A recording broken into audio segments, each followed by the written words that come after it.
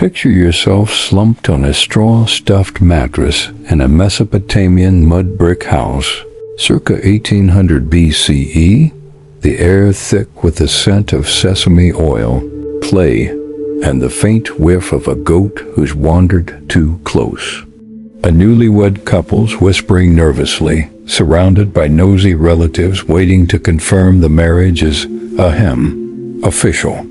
Across history, from ancient Greece's wine-soaked feasts to colonial America's chilly cabins, wedding nights were less about romance and more about rituals, expectations, and dodging meddling in-laws.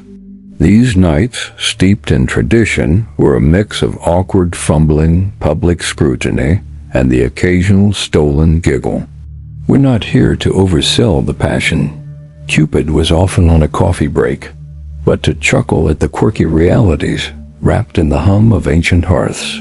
So fluff your imaginary bolster, ignore the distant bleat of a sheep, and let the rustle of linen, the flicker of a lamp, and the couple's nervous banter lull you into a cozy, amused snooze. We're diving into 10 glimpses of wedding nights across time, each a peek into the candlelit chaos of love's first official night. From Sumerian villages to Puritan bedrooms, we'll wander through their rituals, savoring the scent of myrrh, the clink of goblets, and the sheer audacity of consummating under a village's watchful eye. These nights were a blend of duty, nerves, and let's just get this over with.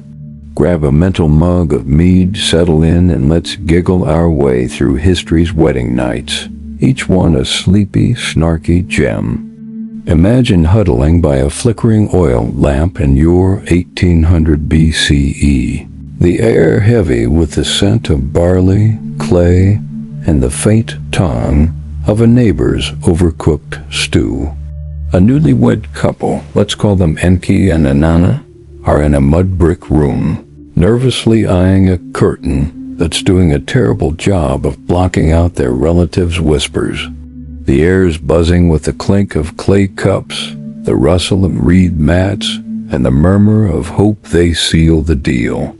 Cuneiform tablets, like those in the British Museum, describe Mesopotamian wedding nights as public affairs, with family ensuring the marriage was consummated. Let's slip into their world, letting the flicker of flames, the whiff of sesame, and their awkward giggles make you chuckle as you drift toward sleep. Marriage contracts, per Sumerian texts, demanded proof of consummation. Think less romance, more performance review. Enki and Inanna, fresh from a feast, faced a room of elders waiting for the deed. The air thick with the scratch of stilly recording dowries. They probably muttered, "Can't they wait outside?" while dodging Auntie's advice on technique. If the night didn't prove the marriage per legal codes, it could be voided. The air tense with the rustle of reeds in the hope of passing inspection. Life around this was communal. Villages buzzed with post-wedding gossip, the air heavy with the clink of jars and the scent of beer. Relatives lingering nearby swapped bets on the couple's success, the air warm with the drone of chatter and the effort of staying discreet. Neighbors bringing gifts whispered about Inanna's blushes, the air thick with the smell of clay and the murmur of "did they do it?" The community loved the spectacle, chuckling over beer about Enki's nerves, the air thick with fumes, and the kind of laughter you get when love's a group project. Their night was a ritual, and as the lamp fades, let's shift to ancient Greece, where wine and gods spiced things up. Picture yourself in an Athenian courtyard, 400 BCE, the air warm with the scent of olive oil, myrrh, and the faint whiff of a guest who's had too much wine. A newlywed couple, say Nikos and Chloe, are ushered to a chamber after a raucous procession, their path lit by torches and serenaded by tipsy singers. The air's buzzing with the clink of amphorae, the rustle of tunics, and the chant of hymns to Aphrodite. Greek texts, like Xenophon's Economicus, describe wedding nights as festive but pressured, with gods and guests expecting results.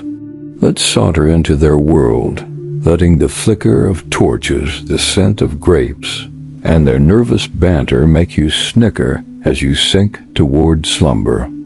Greek weddings ended with the couple paraded to bed, per vase paintings with friends singing bawdy songs outside. Nikos and Chloe, tipsy on watered wine, faced pressure to honor Aphrodite, the air thick with the strum of lyres and the smell of wax. They probably muttered, "Can't they sing quieter?" while dodging flower petals thrown by cousins. Consummation, per Hesiod, sealed the marriage, and failure could mean bad omens. The air tense with the rustle of cloaks and the hope of divine approval. Life around this was lively. Feasts buzzed with gossip about the couple, the air heavy with the clink of cups and the scent of roasted lamb. Family lingering outside swapped jokes about Nikos' stamina, the air warm with the rustle of garlands and the effort of staying festive. Neighbors joining the procession whispered about Chloe's veil, the air thick with the smell of myrrh and the murmur of hope they pleased the gods.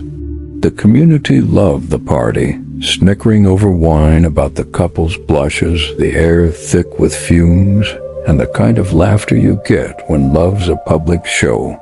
Their night was a ritual, and as the courtyard fades, let's shift to Rome, where wedding nights were a legal affair. Imagine lounging in a Roman villa, 100 CE, the air heavy with the scent of roses, oil, and the faint whiff of a senator's overdone perfume. A newlywed couple, Lucius and Claudia, are led to a bed strewn with petals, while guests outside chant suggestive songs. The air's buzzing with the clink of goblets, the rustle of togas, and the giggle of a tipsy aunt. Roman epitaphs like those in the Corpus Inscriptionum Latinarum note wedding nights as formal steps to seal a legal union, with family ensuring everything went as planned. Let's dive into their world, letting the flicker of lamps, the scent of wine, and their awkward whispers make you chuckle as you drift toward sleep. Roman law, per Justinian's codes, required consummation to finalize marriage, with witnesses sometimes lingering too close.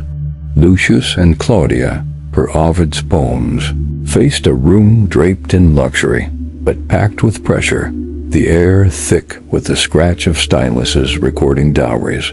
They'd probably muttered, "Can't they wait in the atrium?" while dodging mother's advice on heirs.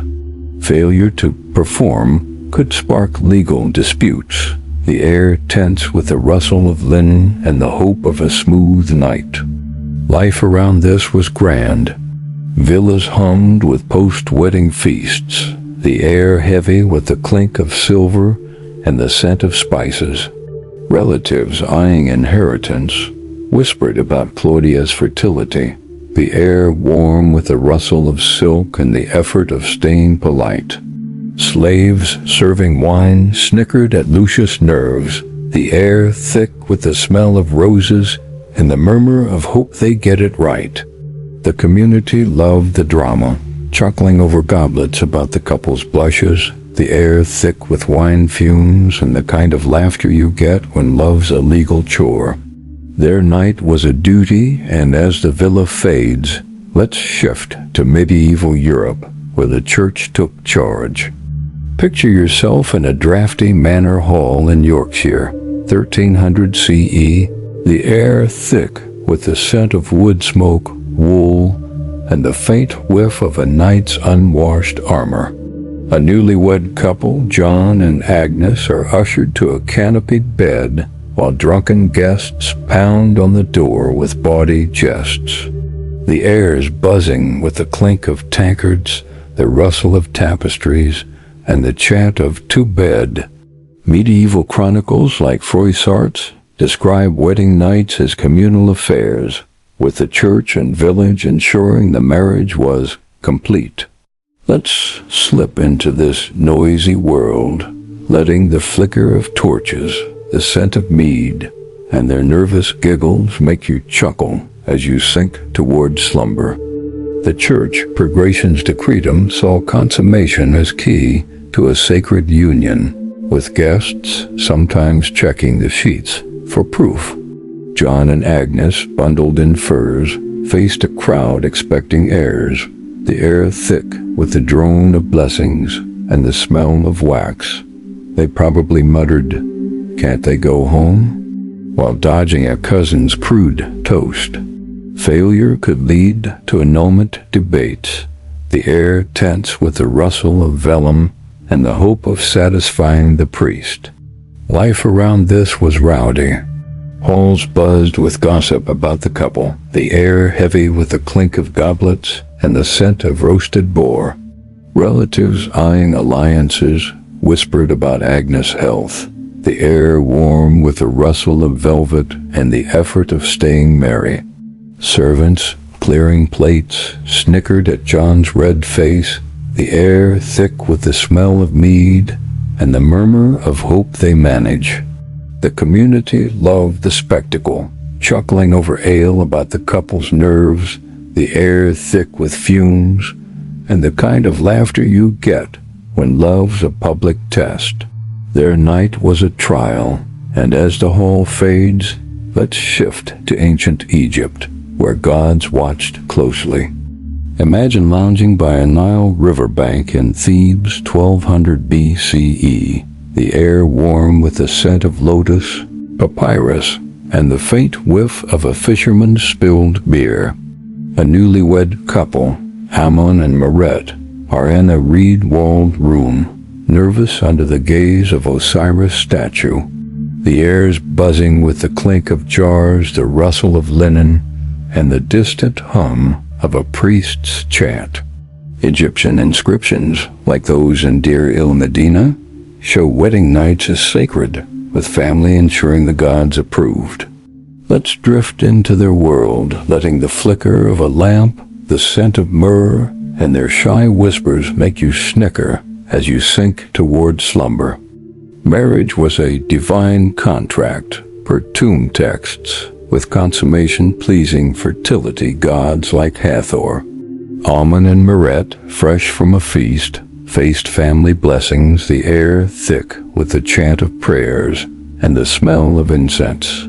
They probably muttered, "Does Osiris have to watch?" while dodging Auntie's fertility charms. Failure to consummate could anger the gods, the air tense with the rustle of reeds and the hope of divine favor. Life around this was festive. Villages hummed with post-wedding chatter, the air heavy with the clink of pottery and the scent of beer.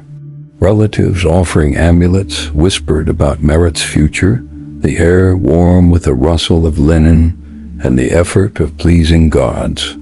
Neighbors joining the feast snickered at Amein's nerves, the air thick with the smell of lotus and the murmur of hope they do well. The community loved the ritual, chuckling over wine about the couple's blushes, the air thick with fumes, and the kind of laughter you get when love's a divine test. Their night was sacred, and as the Nile fades, let's shift to Viking longhouses, where furs and feuds mixed. Picture yourself in a smoky Norse longhouse in Norway, 900 CE, the air thick with the scent of pine, wool, and the faint whiff of a fish someone forgot to cook. A newlywed couple, Bjorn and Astrid, are bundled in furs, their beds surrounded by drunken kin, shouting toasts. The air's buzzing with the clink of horn cups, the rustle of hides, and the howl of a distant wolf.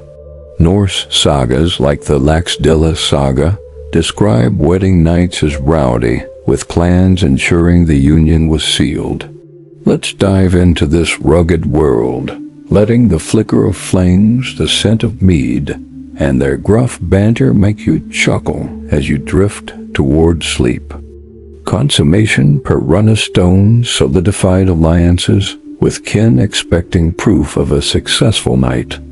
Bjorn and Astrid, warmed by mead, faced a crowd of Vikings, the air thick with the chant of skalds and the smell of smoke. They'd probably muttered, "Can't they toast outside?"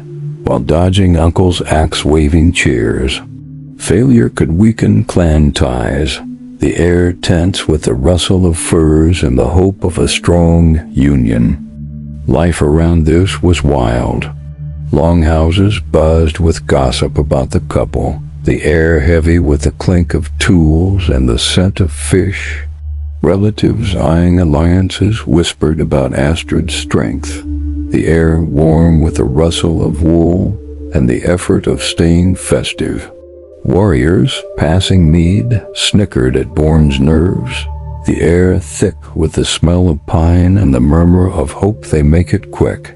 The community loved the chaos, chuckling over ale about the couple's blushes, the air thick with fumes and the kind of laughter you get when love's a Viking saga. Their night was a test, and as the longhouse fades, let's shift to ancient China, where ritual ruled the night. Imagine sitting in a Han Dynasty courtyard in Chang'an, 100 CE, the air cool with the scent of silk, incense, and the faint whiff of a scholar's spilled ink. A newlywed couple, Wei and Mei, are in a red-draped room, nervous under the glow of lanterns.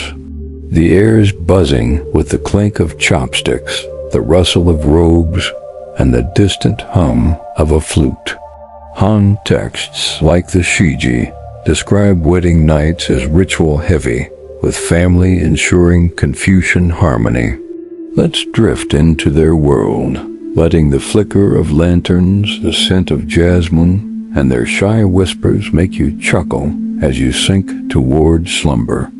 Consummation per Confucian ideals sealed family ties, with ancestors watching via altars. Wei and Mei, after bowing to elders, faced a room of symbols red for luck. Double happiness charms, the air thick with the chant of blessings and the smell of incense. They probably muttered, "Do the ancestors need a front row seat?" while dodging mother's fertility tea. Failure could dishonor the family, the air tense with the rustle of silk and the hope of harmony. Life around this was orderly. Courtyards hummed with chatter about the couple, the air heavy with the clink of coins and the scent of rice. Relatives offering gifts whispered about May's future, the air warm with the rustle of robes and the effort of pleasing ancestors. Servants, lighting lanterns, snickered at Wei's red face, the air thick with the smell of jasmine and the murmur of hope they do well. The community loved the ritual, chuckling over tea about the couple's nerves, the air thick with fumes, and the kind of laughter you get when love's a family affair. Their night was a duty, and as the courtyard fades, let's shift to Colonial America, where blankets and boards complicated things. Imagine curling up in a chilly Boston bedroom, 1720, the air heavy with the scent of wool, tallow, and the faint whiff of a fireplace that's giving up. A newlywed couple, Samuel and Mercy, are in bed, separated by a bundling board to keep things chaste until the priest's blessing.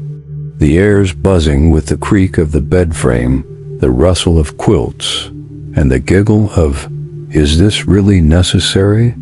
Colonial diaries like Samuel Sewell's note wedding nights as awkward, with community oversight ensuring propriety. Let's slip into this cozy chaos, letting the flicker of a candle, the scent of lavender, and their nervous banter make you chuckle as you drift toward sleep. Puritans demanded chaste weddings per court records, but consummation finalized the vows. Samuel and Mercy, after a feast, faced a bored and nosy kin, the air thick with the drone of prayers and the smell of wax. They probably muttered, "Can we ditch the board now?" while dodging Auntie's sermon. Failure to consummate could spark gossip or annulment, the air tense with the rustle of homespun and the hope of passing muster. Life around this was tense. Houses buzzed with post-wedding chatter, the air heavy with the clink of pewter and the scent of cider. Relatives lingering nearby whispered about Mercy's virtue, the air warm with the rustle of aprons and the effort of staying godly. Neighbors joining the feast snickered at Samuel's blushes, the air thick with the smell of tallow and the murmur of hope they behave. The community loved the gossip, chuckling over ale about the couple's board, the air thick with fumes, and the kind of laughter you get when love's a supervised snuggle.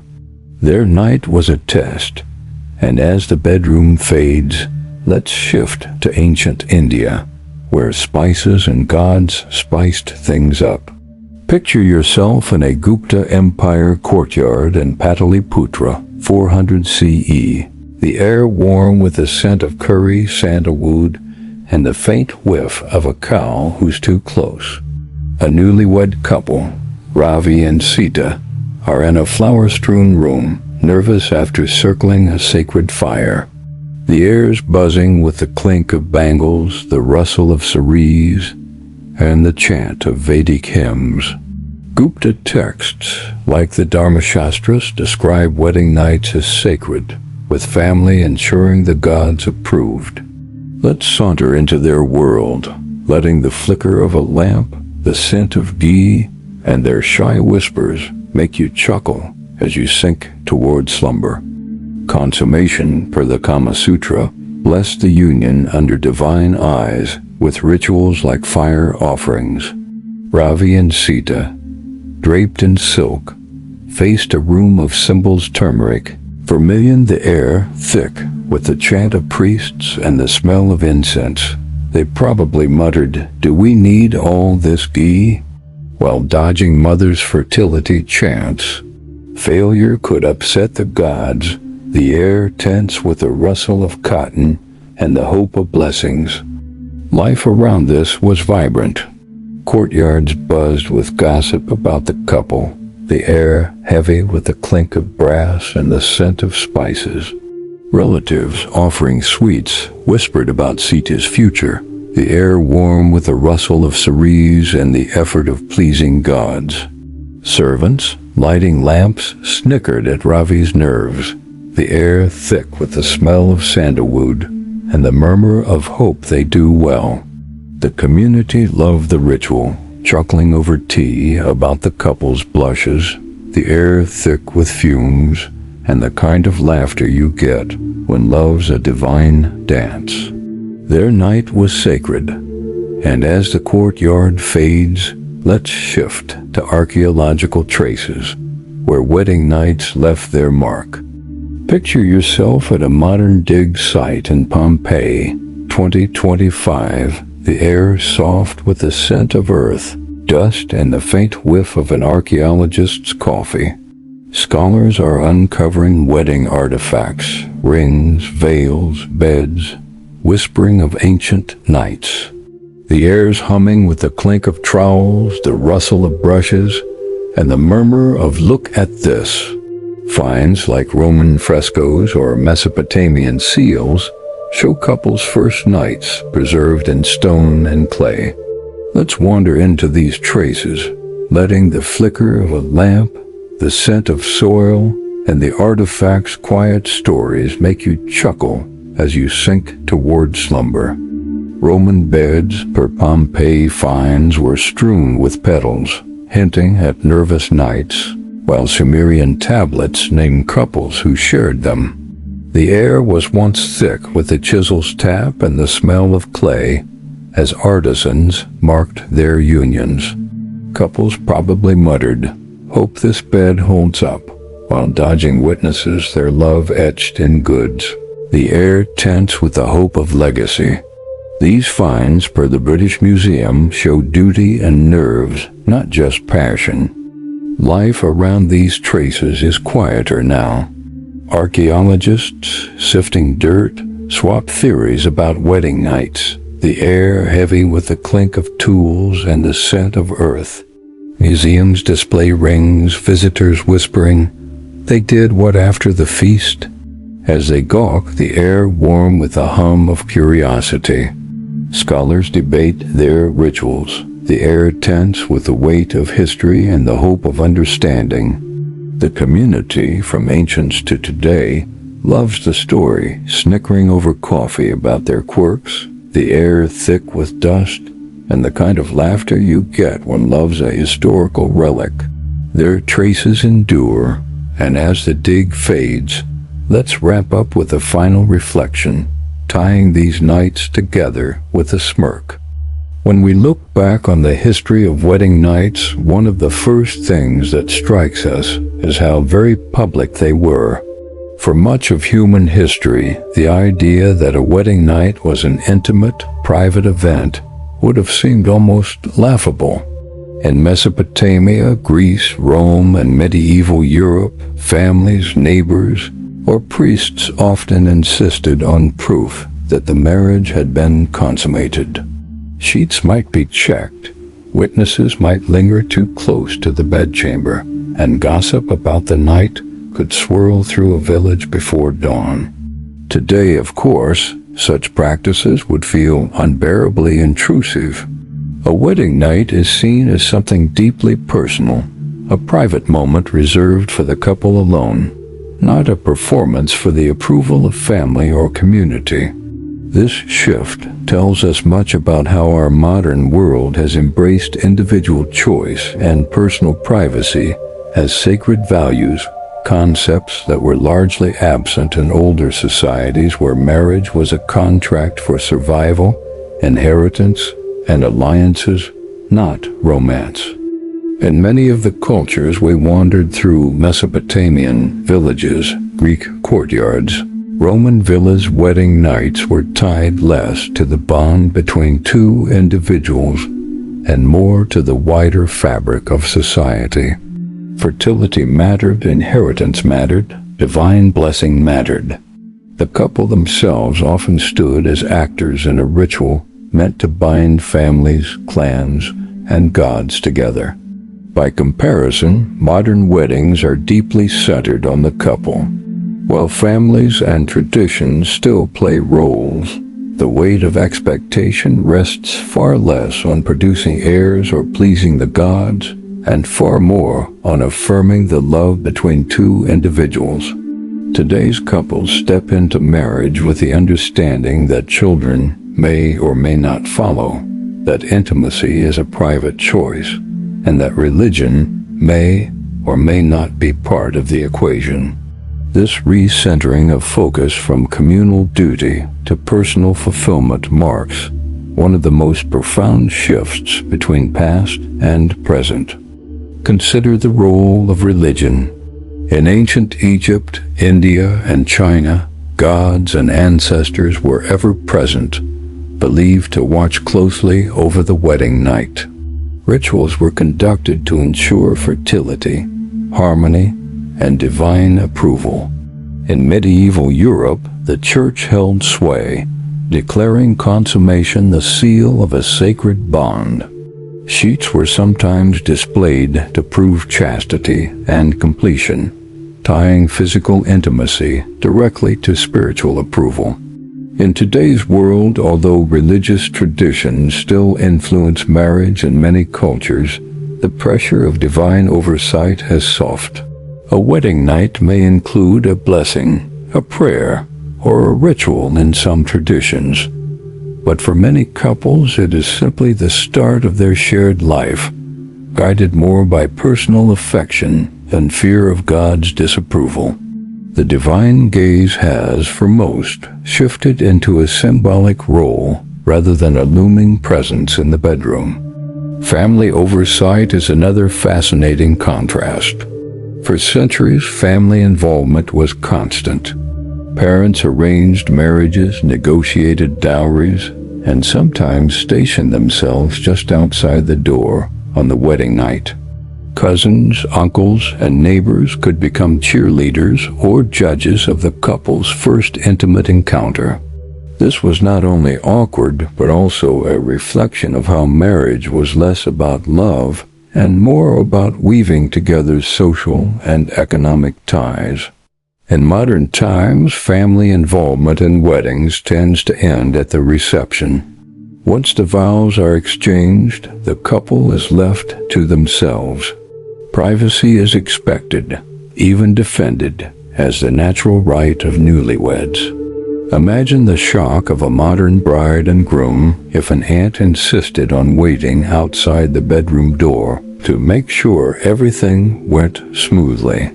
Today, families toast with champagne, wave goodbye, and trust that the rest is no one's business but the couple's.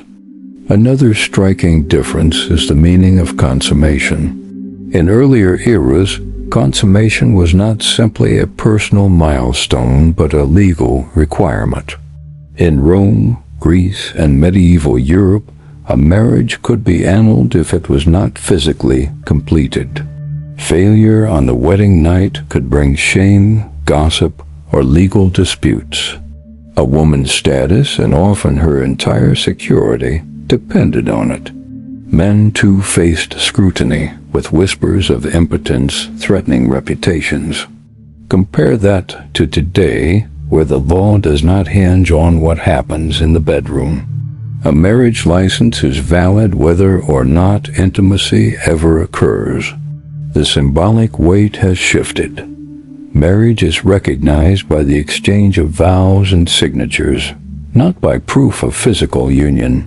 This evolution shows how intimacy, once a public obligation, has become a private choice, no longer tied to legality. The presence of communities outside the bedchamber is also a fascinating marker of difference.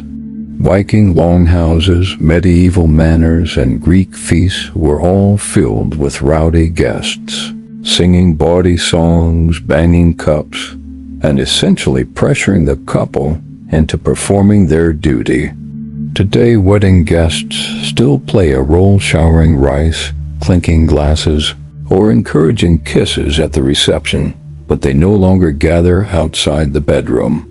Instead, the night ends with a send-off, where the couple departs to spend their first evening together privately. The transformation is telling.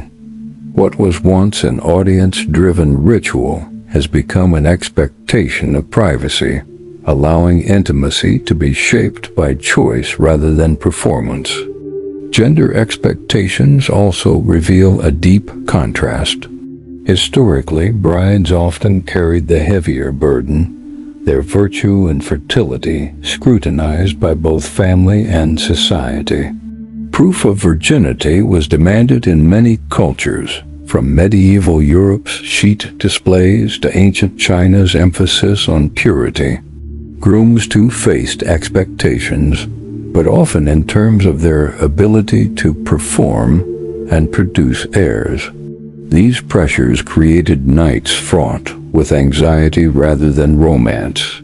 Today, while cultural remnants of such expectations still linger in some regions, many societies have moved beyond them. Virginity tests, once ritualized, are now widely criticized as invasive and harmful.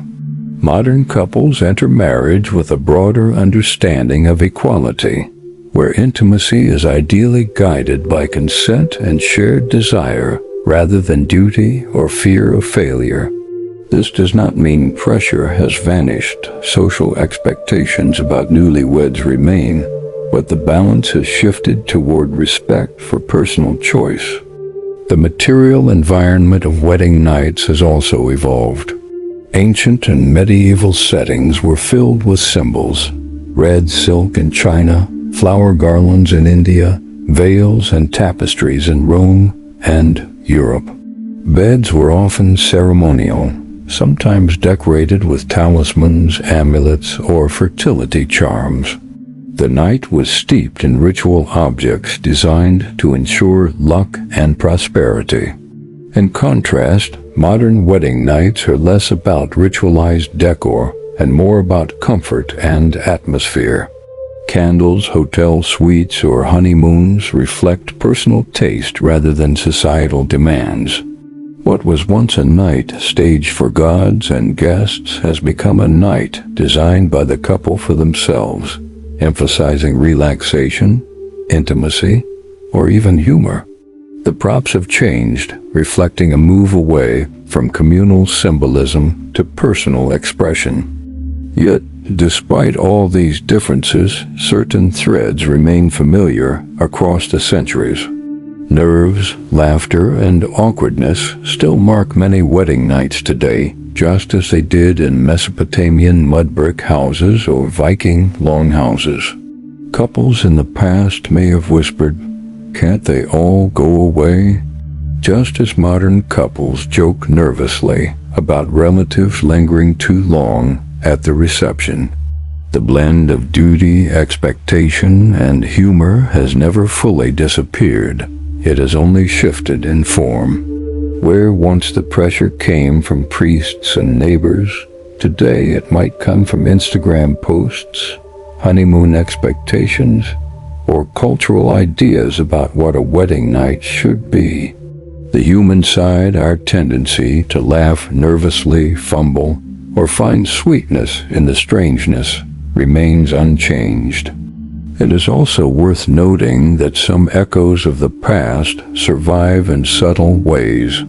While few societies today demand proof of consummation, many still emphasize fertility soon after marriage. Couples may face questions about children almost immediately, echoing ancient concerns about heirs and lineage.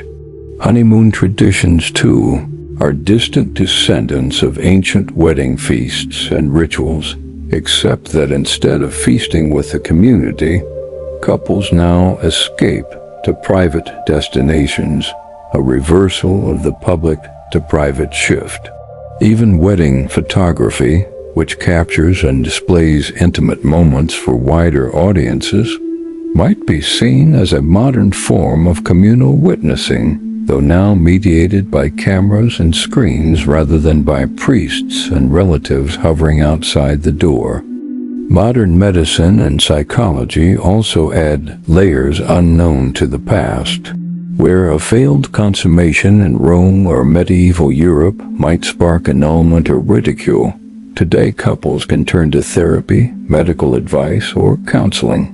Issues of intimacy are treated as private health or emotional matters rather than grounds for public judgment. This reflects a broader cultural transformation. We see intimacy as a dimension of personal well-being, not as a public duty. Yet the shadow of history lingers, reminding us how recent these freedoms are. Just a few generations ago, in some regions, wedding nights were still supervised or scrutinized, proof demanded, and family honor placed above personal comfort. There is also the modern emphasis on romance itself. In antiquity, love was often considered secondary to marriage. Alliances, property, and family advancement mattered more than personal affection. Today, love is seen as the primary reason to marry, and the wedding night is expected to reflect that. Couples choose partners based on compatibility and affection, shaping intimacy as an expression of personal connection rather than obligation. This romantic ideal, however, can create its own pressures, expectations of passion, perfection, and cinematic romance that may feel just as daunting as ancient scrutiny. Where once couples worried about witnesses and divine approval, modern couples may worry about living up to cultural ideals drawn from films, books, and media. The pressures are different, but the nerves remain. When we compare these worlds side by side, what emerges is a portrait of evolving human priorities. Ancient and medieval societies placed marriage and wedding nights within the framework of survival, fertility, and social cohesion. Modern societies place them within the framework of love, privacy, and personal fulfillment. Both approaches carry burdens and joys. The past reminds us how little autonomy individuals once had, while the present shows how far we have come in reclaiming intimacy as something personal. Yet in both past and present, couples step into marriage carrying the weight of expectations, whether from family, society, or themselves, and facing the same timeless truth. Love is as awkward as it is enduring. As you drift between these comparisons, imagine the continuity of laughter. Enki and Inanna in Mesopotamia, Nikos and Chloe in Athens, Lucius and Claudia in Rome, John and Agnes in medieval England, Amun and Meret in Egypt, Born and Astrid in a Viking longhouse, all of them giggling nervously, much as modern couples do. History may change the rituals, the laws, and the props, but not the human heart. In this way, wedding nights across time link us to our ancestors. Their experiences, though wrapped in incense, furs, or church oversight, echo in our own fumbling, laughing steps into love's first official night. As the hum of ancient weddings fades, the clink of goblets, the rustle of silk, the scent of myrrh and slightly burnt stew, let your mind flop into the quiet like a bride after a long feast. We've wandered through the wedding nights of history, from Mesopotamian scrutiny to colonial boards, each a testament to love's awkward debut. Their world was a whirlwind of rituals, nosy kin, and expectations sharper than a Viking axe. Yet it was also a place where couples faced their first night with giggles and grit. Picture yourself now tucked into a soft bed, the air still and the chaos of their time far away, their nervous banter a distant chuckle. These nights, quirky and pressured, remind us that even in history's strictest cultures, love was gloriously human. Let the details slip away, like a lamp flickering out in a drafty hall. The smoky longhouses, the dusty villas, the taste of wine and ghee, they fade into the background, leaving only the peace of this moment and a lingering smirk. You've journeyed through a world where wedding nights were a communal test, its couples' shy whispers and bold vows keeping its story alive. Now it's time to rest, to let go of the ancient antics and sink into calm. Close your eyes, if you haven't already, and let the gentle absurdity of history lull you into sleep, safe in the silliness of now.